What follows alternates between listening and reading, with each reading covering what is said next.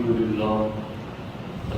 لله الذي جعل نبينا شاهدا ومبشرا ونذيرا وداعيا إلى الله بإذنه وسراجا منيرا والصلاة والسلام على النبي حبيبه المصطفى الذي أرسله بالحق والهدى وعلى آله وأصحابه أولي الصدق والصفاء أما بعد فأعوذ بالله من الشيطان الرجيم بسم الله الرحمن الرحيم ألا إن أولياء الله لا خوف عليهم ولا هم يحزنون الذين آمنوا وكانوا يتقون صدق الله العلي العظيم وصدق رسوله النبي الكريم. انتہائی احترام و عقیدت کے ساتھ حضور سید المرسلین خاتم الانبیاء شفیع المذنبین رحمت للعالمین صلی اللہ تعالی علیہ وآلہ واصحابہ وبارک وسلم کی بارگاہ میں اپنی غلامی کا شعور دیں اور جس طریقے سے میں پڑھا ہوں میرے ساتھ مل کر باادب بآواز بلند نذران محبت پیش کریں. الصلاۃ والسلام علیک یا رسول اللہ،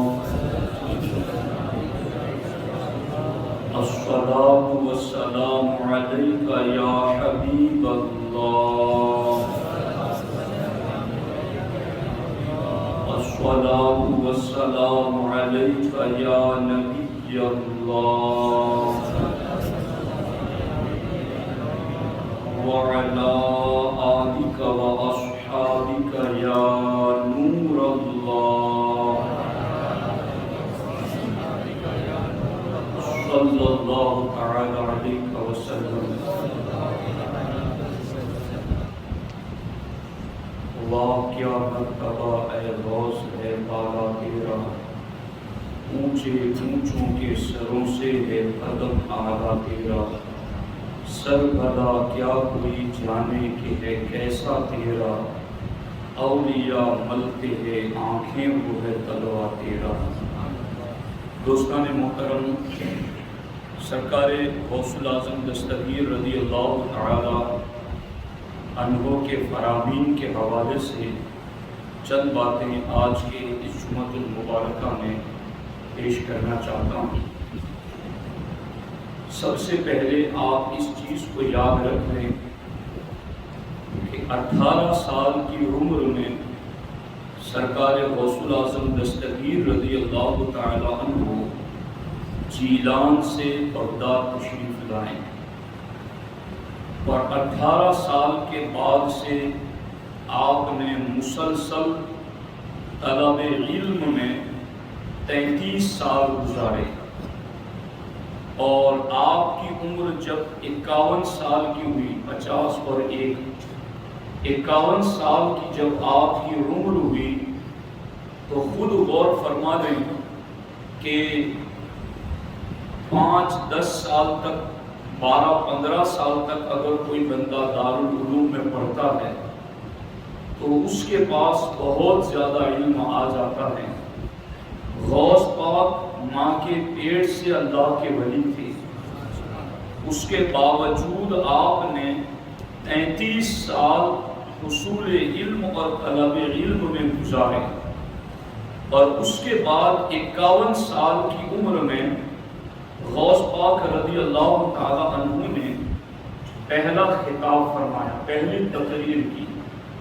اور جب پہلی تقریر کا معاملہ ہوا تو غوث پاک فرماتے ہیں کہ میں نے پہلی تقریر واعظ و نصیحت کی لوگوں کے سامنے کیسے کی. غوث پاک فرماتے ہیں رأیت رسول اللہ صلی اللہ تعالی علیہ وسلم قبل الظہر. غوث پاک فرماتے ہیں ظہر کی نماز سے پہلے میں نے اللہ کے رسول صلی اللہ تعالی علیہ وسلم کا دیدار کیا. اور غوث پاک فرماتے ہیں کہ اللہ کے رسول علیہ السلام نے قال لی مجھ سے کہا یا بنی لم لا تتکلم، اے میرے بیٹے تم کلام اور خطاب کیوں نہیں کرتے، تم تقریر کیوں نہیں کرتے؟ فقلت، غوث پاک کہتے ہیں میں نے بارگاہ رسالت علی صاحبہ الصلاۃ والسلام میں عرض کیا یا ابا انا رجل اعجمی کیف اتکلم علی فصحاء بغداد، یا رسول اللہ صلی اللہ علیہ وسلم میں ایک عجم کا رہنے والا شخص ہوں اور عربی بولنے والے لوگوں کے سامنے میں کلام کیسے کروں؟ یعنی یہاں تو عربی کے ماہرین لوگ موجود ہیں بغداد میں، اور میں عرب کا رہنے والا نہیں، میں عجم کا رہنے والا ہوں، تو وہاں تو عربی زبان بولی نہیں جاتی، تو ایسے بڑے بڑے عربی زبان دانوں کے سامنے میں کیسے بات کروں؟ یہ سرکار غوث پاک نے بارگاہ رسالت میں عرض کیا، تو ہمارے آقا علیہ الصلوۃ والسلام کا تو معاملہ یہ ہے کہ میرے کریم سے اگر قطرہ کسی نے مانگا، دریا بہا دیے ہیں در بے بہا دیے ہیں، کہ یہاں تو اور نہ کہنا نہیں عادت رسول اللہ کی۔ جب یہاں کہا گیا کہ حضور میں کلام کیسے کروں ان فصحاء عرب کے سامنے، تو ہمارے آقا علیہ السلام نے فرمایا افتح فاک، عبد القادر اپنا منہ کھولو، ففتحتہ، غوث پاک کہتے میں نے منہ کھولا، فتفل فیہ سبعا، تو سرکار نے 7 مرتبہ اپنا لعاب دہن میری زبان پر رکھ دیا، 7 مرتبہ لعاب دہن، وقال، اور پھر سرکار نے فرمایا تکلم علی الناس، عبد القادر اب لوگوں سے خطاب کرو۔ غوث پاک کو کہا وَادْعُ إِلَىٰ سَبِيلِ رَبِّكَ بِالْحِکْمَةِ وَالْمَوْعِظَةِ الْحَسَنَةِ، اور اب لوگوں کو حکمت اور اچھی نصیحت کے ذریعہ اللہ کے راستے کی طرف بلاؤ۔ غوث پاک فرماتے ہیں فَصَلَّيْتُ الظُّهْرَ، پھر میں نے ظہر کی نماز ادا کر لی، وَجَلَسْتُ، اور میں خطاب کے لیے منبر پر بیٹھ گیا، وَحَضَرَنِي خَلْقٌ كَثِيرٌ، اور میرے سامنے ایک بڑی تعداد میں لوگوں کا مجمع موجود تھا۔ غوث پاک فرماتا فَارْتَجَّ عَلَيَّ، پھر مجھ پر کچھ کب کبھی کی کیفیت طاری ہوئی، تو غوث پاک فرماتے فَرَأَيْتُ الْإِمَامَ عَلِيًّا رَضِيَ اللَّهُ تَعَالَى عَنْهُ، میرے جسم پر کچھ کب کبھی طاری ہوئی تو میں نے مولا علی کا دیدار کیا، اور پھر حضرت مولا علی نے کہا افتح فاک، عبد القادر اپنا منہ کھولو، ففتحتہ، میں نے منہ کھولا، فتفل فیہ 6، تو حضرت مولا علی رضی اللہ تعالی عنہ نے 6 مرتبہ لعاب دہن میری زبان پر رکھ دیا، تو فَقُلْتُ لِمَ لَا تَكْمِلْهَا 7، ابا جی آپ نے 7 مرتبہ مکمل کیوں نہیں کیا؟ اللہ کے رسول علیہ السلام نے 7 مرتبہ لعاب دہن دیا، تو آپ نے 6 پر کیوں آپ رک گئے؟ تو حضرت مولا علی رضی اللہ تعالیٰ عنہ ارشاد فرماتے ہیں ادبا مع رسول اللہ صلی اللہ علیہ وسلم، میں نے 7 کی گنتی ادب رسول علیہ السلام کے لیے پوری نہیں کی، تاکہ میں بتا سکوں کہ میں ان کے جیسا نہیں، وہ میرے جیسے نہیں۔ اب آپ دیکھیں یہاں دیگر بہت سارے عقیدے اور مسئلے حل ہو رہے ہیں، لوگ آج یہ پوچھ رہے ہیں کہ تم سنہری جالیوں کے سامنے ہاتھ کیوں پھیلاتے ہو، یہاں کیا ملتا ہے؟ یہاں سے تو وہاں پہنچنے پر ہی نہیں ملتا، خود گھر پہنچ کر کے بھی عطا کیا جاتا ہے۔ یہ غوث الاعظم دستگیر رضی اللہ تعالیٰ عنہ کو باضابطہ پہنچ کر کے ان کا حصہ دیا گیا۔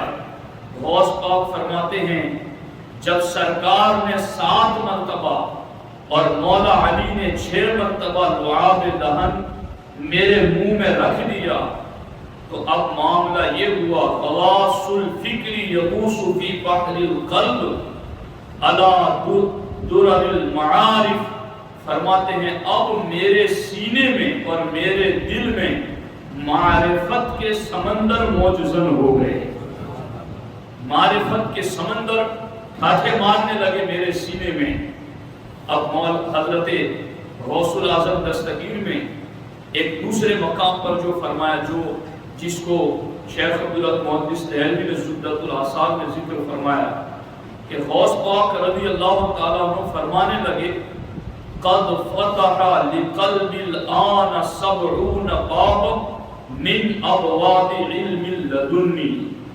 غوث پاک فرماتے حضور نے اور ان کے طفیل مولا علی نے جو لعاب دہن میری زبان پر رکھا، اسی وقت میرے دل میں علم لدنی کے 70 دروازے کھل گئے۔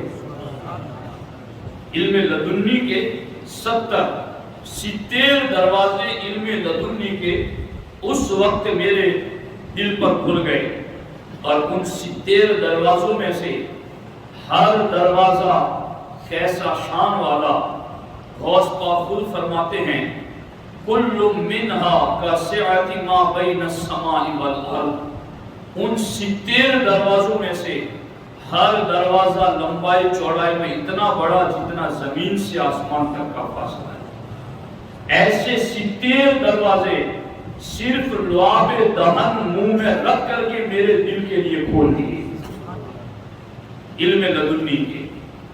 اب اندازہ لگاؤ کہ جن کے دل پر 70 دروازے علم لدنی کے کھل گئے تو اب ان کا کلام کتنا بامعنی ہوگا، ان کی گفتگو کتنی بامقصد ہوگی، ان کا کلام کیسا شریعت اور طریقت کا مجموعہ ہوگا، اور ان کے کلام میں کیسی خوشبو اور کیسا عطر اور مشک موجود ہوگا۔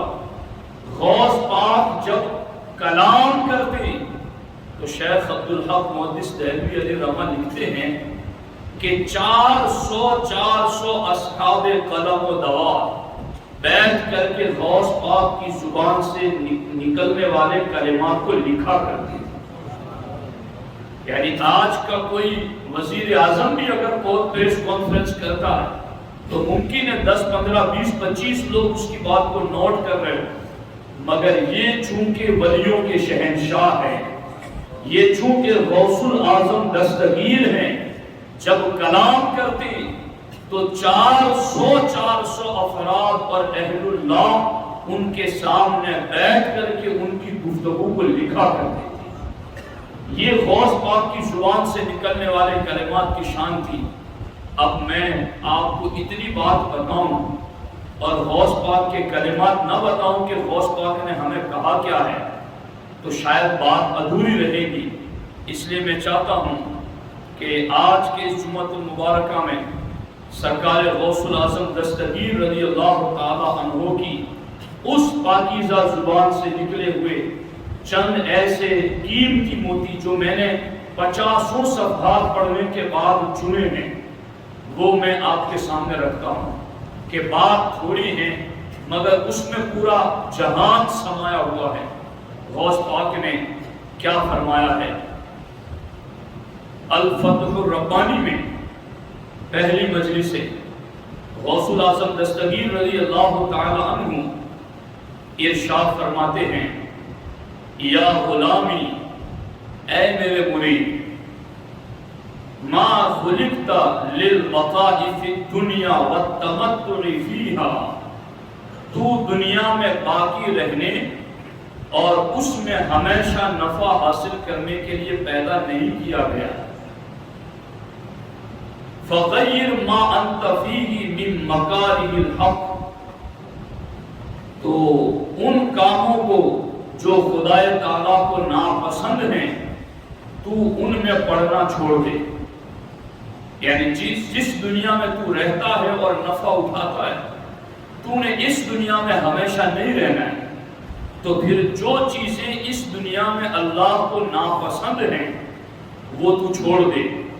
اور پھر غوث پاک رضی اللہ تعالی عنہ نے فرمایا قد قنعت من طاعت الحق بقول لا الہ الا اللہ محمد رسول اللہ صلی اللہ علیہ وسلم۔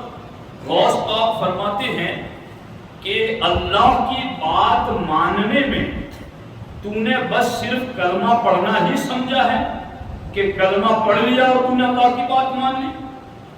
غوث پاک آگے فرماتے ہیں ھذا لا ينفعك حتى تضيف الیہ شیئا آخر۔ غوث پاک رضی اللہ تعالیٰ عنہ فرماتے ہیں تجھے یہ کلمہ پڑھنا نفع نہیں دے گا جب تک کہ تو اس کی طرف دوسری چیزوں کو ملا نہ دے، حتی تضیف الیہ شیئا آخر، یہاں تک کہ اللہ کی بات ماننے میں کلمے کے ساتھ ساتھ جب تک تو کچھ دوسری چیزوں کو بھی ایڈ نہیں کرے گا اس وقت تک کلمہ پڑھنے سے تجھے مکمل فائدہ نہیں ہو سکتا۔ اب وہ کون سی چیزیں ایڈ کرنی ہے؟ غوث پاک فرماتے ہیں الایمان قول و عمل لا يقبل منك ولا ينفعك اذا اتيت بالمعاصی والزلات ومخالفت الحق تعالی۔ غوث پاک رضی اللہ تعالیٰ عنہ فرماتے ایمان قول اور عمل دونوں کا نام ہے، یعنی صرف کلمہ پڑھنے سے ہی ایمان کامل نہیں ہوگا کہ تو نے زبان سے بول دیا اور کام کچھ بھی نہ کیا۔ غوث پاک فرماتے ایمان قول اور عمل یعنی زبان سے اقرار بھی کرنا ہے اور اپنے جسم پر اس اقرار کو نافذ بھی کرنا ہے، یعنی پریکٹیکل بھی ہونا ہے۔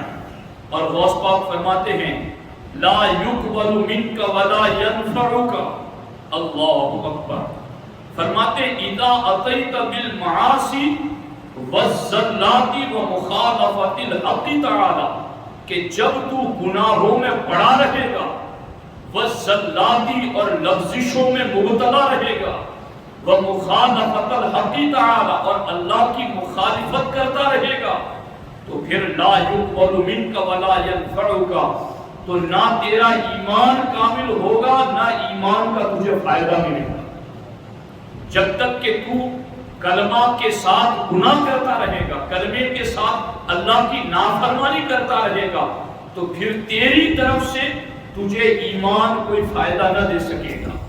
اور غوث پاک آگے فرماتے ہیں اللہ اکبر وَأَصْرَرْتَ عَلَى ذَلِكَ، تو گناہ کرنے پر اور اللہ کی نافرمانی پر ڈٹا ہوا ہے، وَتَرَكْتَ الصَّلَاةَ وَالصَّوْمَ وَالزَّكَاةَ وَالْحَجَّ وَالصَّدَقَةَ، اور تو نمازوں کو بھی چھوڑ رہا ہے، تو روزوں کو بھی چھوڑ رہا ہے، تو زکوٰۃ کو بھی چھوڑ رہا ہے، تو حج اور صدقہ کو بھی چھوڑ رہا ہے، وَأَفْعَالَ الْخَيْرِ، اور تو نے بھلائیوں کے سارے کام چھوڑ رکھے ہیں، فَأَيَّ شَيْءٍ يَنْفَعُكَ الشَّهَادَتَانِ، تو پھر تجھے یہ دو شہادتیں کیسے فائدہ پہنچا سکیں؟ یعنی اللہ کی گواہی دینا اور حضور کی گواہی دینا، جب تو نے تمام فرائض چھوڑ رکھے ہیں، تمام واجبات چھوڑ رکھے ہیں، گناہ پر تو ڈٹا ہوا ہے، بدعملیوں پر تو جمع ہوا ہے، اور پھر تو یہ ڈھونڈتا ہے کہ میں مسلمان ہوں، میں نے کلمہ پڑھا ہے، اس کلمے سے مجھے فائدہ کیوں نہیں ہوتا؟ تو غوث پاک فرماتے جب تو فرائض ادا کرتا نہیں، گناہ میں مبتلا رہتا ہے، تو یہ دونوں شہادت والا کلمہ تجھے فائدہ کیسے پہنچائے گا؟ اور اب آگے غوث پاک فرماتے الشہادتانی اذا قلت لا الہ الا اللہ، توجہ سے سننا، غوث پاک فرماتے دونوں شہادتیں، اللہ کی گواہی اور حضور کی گواہی، اذا قلت لا الہ الا اللہ فقد ادعیت، فرماتے جب تم نے لا الہ الا اللہ پڑھ لیا کلمہ شریف تو تم نے دعویٰ کر لیا کہ میں مسلمان ہوں، یعنی کلمہ پڑھنا یہ تیرا دعویٰ ہے۔ غوث پاک فرماتے یقال ایھا القائل الک بینۃ، غوث پاک فرماتے ہر دعویٰ کرنے والے سے پوچھا جاتا ہے کہ تیرے پاس دعوے کی دلیل کیا ہے؟ تو نے کلمہ پڑھ کر کے اسلام اور مسلمان ہونے کا دعویٰ تو کر لیا ہے، لیکن مل بینۃ، تیرے پاس دلیل کیا ہے اس دعوے کی؟ امتثال الامر والانتهاء عن النهي والصبر على الآفات والتسليم إلى القدر هذا هو بينة هذه الدعوة. دیکھو غوث پاک نے ہمیں دعویٰ بھی بتایا اور اب اس دعوے کی دلیل بھی بتا رہے ہیں. فرماتے ہیں کہ دنیا میں کوئی بھی شخص دعویٰ کرتا ہے تو اس سے اس دعوے کی دلیل پوچھی جاتی ہے، اور تمہارے پاس دعویٰ ہے اللہ رسول کی گواہی دینا، تو اب اس دعوے کی دلیل کیا ہے؟ غوث پاک فرماتے ہیں امتثال الامر، اللہ رسول کے حکموں پر عمل کرنا، والانتہاء عن النہی، اور اللہ رسول نے جن چیزوں سے روکا ہے ان سے باز آ جانا، والصبر علی الآفات، اور آنے والی مصیبتوں پر صبر کرنا، والتسلیم الی القدر، اور اپنی ذات کو تقدیر کے حوالے کر دینا. ھذا ھو بینۃ ھذہ الدعوہ، یہ چار چیزیں تیرے دعوی کلمہ کی دلیل ہیں. تو تو نے کلمہ پڑھ کر کے جو مسلمانی کا دعویٰ کیا ہے، اس دعوے کی دلیل یہ چار چیزیں. اب میں تو ان کلمات کو پہنچا رہا ہوں، شکر کرو کہ یہ وہی کلمات آپ کو سنا رہا ہوں جو غوث پاک کی زبان سے نکلے، اور اب اس کو چن لو. اب انتظار مت کرو کہ ہم کل سے عمل کریں گے، پرسوں سے عمل کریں گے. یہ غوث پاک کے کلمات ہیں اور ہم ہیں مرید غوث پاک کے. تو غوث پاک فرماتے تمہارے پاس کلمہ پڑھنا یہ تمہارا دعویٰ ہے، اور ہر دعوے کے لیے دلیل پوچھی جاتی ہے. تو تمہارے دعوے کلمہ کی دلیل چار چیزیں ہیں کہ تم نے اللہ رسول کے حکموں پر عمل کرنا ہے، اللہ رسول نے جن چیزوں سے روکا ہے اس سے رکنا ہے، آفتیں مصیبتیں پریشانیاں آئیں تو اس پر صبر کرنا ہے، والتسلیم الی القدر، اور اپنے سارے معاملات کو اللہ کی رضا اور فیصلے پر چھوڑ دینا ہے. غوث پاک فرماتے یہ چار کام تم نے کیے تو تمہارے پاس کلمے کے دعوے کی دلیل آ گئی کہ اب تم نے دعویٰ بھی کیا اور اب تیرے پاس دلیل بھی موجود ہے. اور اب اس پر سرکار غوث الاعظم دستگیر رضی اللہ تعالیٰ عنہ فرماتے ہیں، توجہ ہے آپ لوگوں کی؟ جی ہے دھیان آپ لوگوں کا؟ دھیان سے سنیں. اب یہ کرنا ہے، یہ دعوے میں دلیل میں یہ سارے کام کرنے ہیں، مگر اب وہ کام بھی کیسے کرنے ہیں وہ بھی پیران پیر نے بتا دیا. غوث پاک فرماتے ہیں اذا عملت هذه الاعمال ما تقبل منك الا بالاخلاص للحق تعالی، کہ ان عملوں میں سے بھی کوئی عمل قبول نہیں ہوگا جب تک کہ تو صرف اخلاص کے ساتھ یہ عمل نہ کرے. یعنی یہ تیرے دعوے کی دلیل میں نے عمل تو بتائے ہیں کہ تو نے اللہ رسول کے حکموں پر عمل کرنا ہے، انہوں نے جن چیزوں سے روکا اس سے باز آنا ہے، مصیبتوں پر صبر کرنا ہے، اپنے آپ کو اللہ کے فیصلوں کے حوالے کرنا ہے. یہ عمل تیرے دعوے کی دلیل میں یہ عمل میں نے بتا تو دیے ہیں، مگر یہ عمل کر کے بھی پھر اترانا نہیں. یہ عمل بھی تیرے اسی وقت قبول ہوں گے جب ہر عمل کے پیچھے تیری نیت صرف اللہ کی رضا ہو. یہ غوث پاک میں نے آپ تک پہنچا.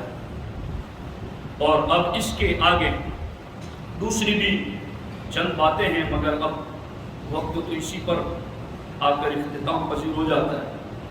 تو میں کیا بتاؤں آپ کو، غوث پاک نے جو جملے بولے ہیں میں پڑھ کے سنا رہے کئی.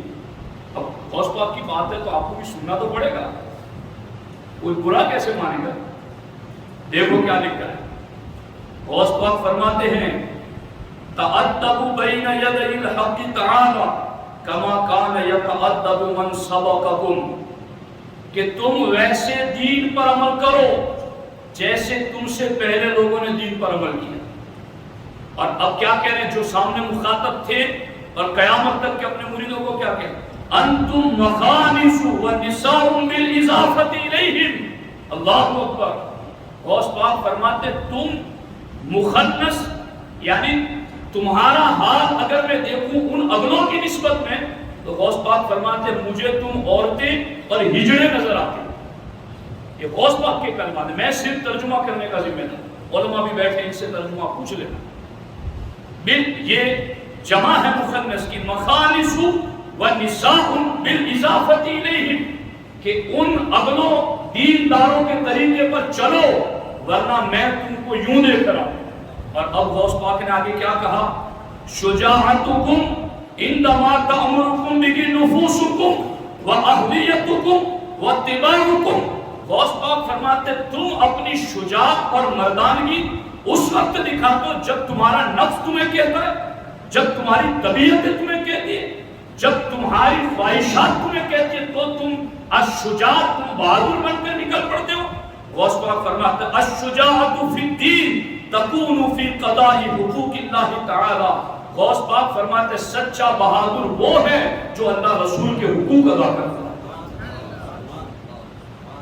الشجاعت فی الدین تکون فی قضاء حقوق الحق تعالی، کہ جو اللہ کے حقوق ادا کرتا ہے حقیقت میں سچا بہادر ہوئے. اور غوث پاک فرماتے تمہاری تو ساری بہادری اسی وقت باہر آتی ہے جب تمہارا نفس تمہیں کچھ کہتا ہے، جب تمہاری خواہشات تمہیں کچھ کہتی ہیں، جب تمہاری تمنائیں تمہیں کچھ کہتی ہیں، اسی وقت تم بہادر بن کر کے باہر آ جاتے. غوث پاک فرماتے ہیں میں تمہارا پیر ہوں اور تمہیں بتا رہا ہوں کہ تمہیں بہادر بننا ہے مگر تمہیں اللہ کے حقوق ادا کر کے بہادر بننا ہے. سچا بہادر اور شجاعت مند وہ شخص ہیں کہ جو ان فرامین پر عمل کرتا ہے. باتیں اور بھی ہیں انشاءاللہ اس کو ہفتہ واری اجتماع میں اور اس کے بعد بھی پھر ذکر کریں گے. اللہ کریم ہمیں سرکار غوث الاعظم دستگیر کے فرامین پر عمل کی توفیق عطا فرمائے. السلام علیکم.